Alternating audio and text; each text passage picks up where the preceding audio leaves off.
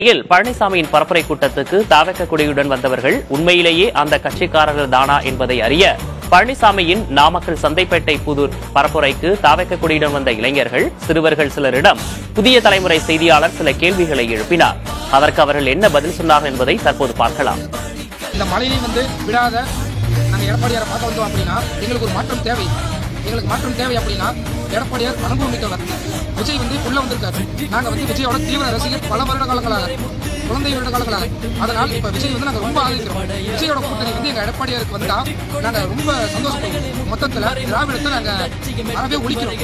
நாங்கள் எடப்பாடியோட கூட்டணி வச்சு நாங்கள் பெரிய லெவலில் வரணும். நாங்கள் ஆட்சி அமைக்கணும்னு ஆசைப்படுறோம்.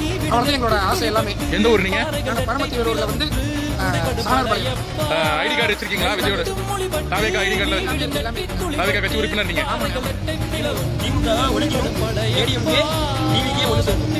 என்ன, அதாவது நீங்க கட்சியில ஏதாவது பொறுப்புல இருக்கீங்களா?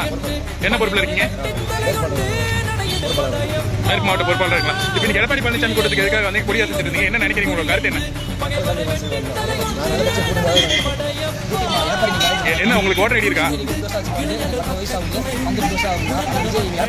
எடப்பாடி போனாரு, கூட்டணி படி பேசிட்டு இருந்தாரு, நல்லதா சொன்னாரு. கூட்டணி சேருமா